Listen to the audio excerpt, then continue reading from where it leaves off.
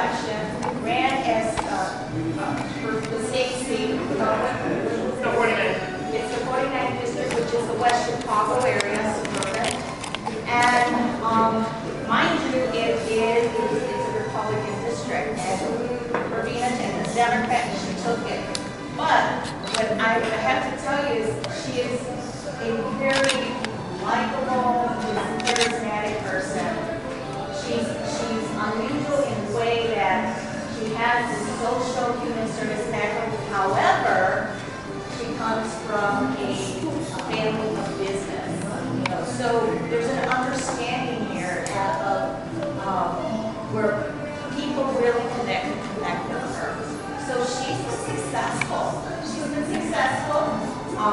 Very proud of the work that she's done in Springfield. And so I really view her as a rising star, and this is not really yet. So we got to keep an eye on her. Right now, Mexicana, gentlemen, representative.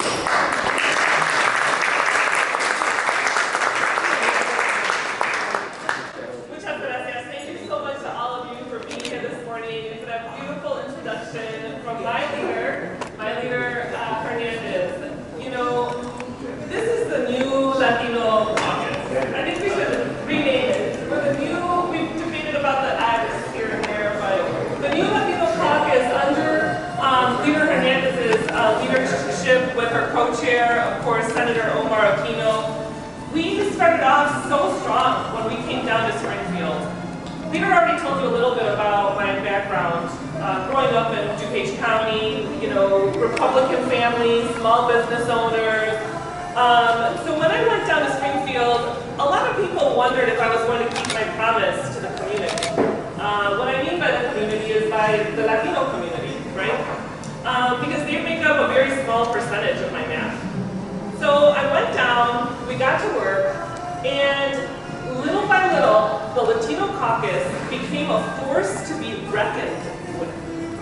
We linked arm in arm, and we passed bills that are historic, that made the state of Illinois the most welcoming state in the nation for immigrants.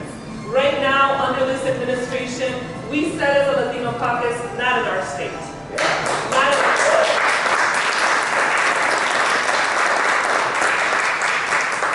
Now, I have to be careful about what I go back and say in my district. You'll see me talking about healthcare and about education. You'll hear me talking about small business.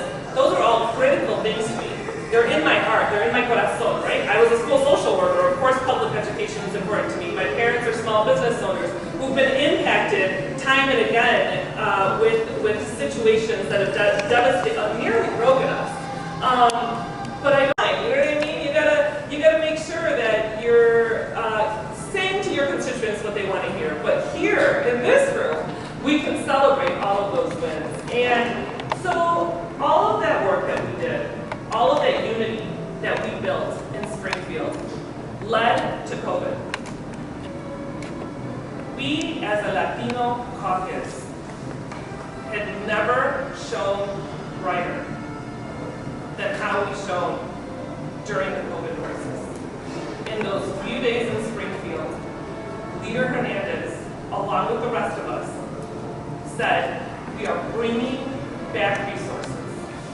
We are not leaving here without resources for our community when it comes to housing, when it comes to small businesses, when it comes to the single moms who need assistance.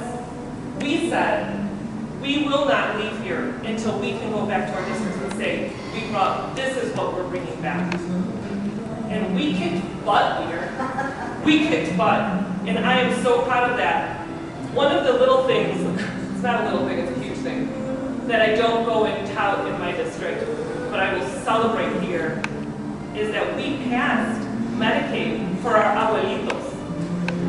I remember saying to Leader Hernandez, we were sitting, Teresa, I think you were there too, we were sitting and we're talking about the possibility of passing this legislation to bring Medicaid for 65 and older undocumented Latinos.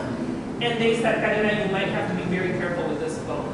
And with tears in my eyes, I looked at the leader and I said, I will not vote no for this bill. I will not not vote no. I will not be the one to vote against bringing health care for los abuelitos. That will not be my legacy. And so I proudly voted. And we passed this momentous legislation, right? That has just been, I think, lost a little bit in the shuffle with everything with COVID. One of the other things, just to quickly summarize, all of these things about the Latino caucus, they're in my blood. I told you all, I have a Republican family, small business owners. Last week, I think the LLC hosted a fundraiser for me. On that fundraiser, I think that you'll be able to understand a little more about me. One of the local elected DuPage County board members, who is a Republican, donated money to my campaign to be able to speak and introduce me.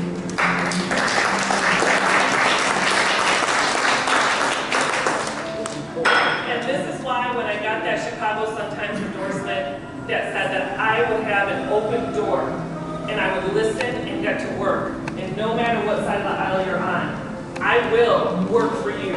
We will work together. But don't be mistaken, I will never let my morals or values be questioned, and I will always stand up for our impact. So thank you all for being here today. We have to get across this finish line. We're going to take Omar out. He's going to be gone forever. And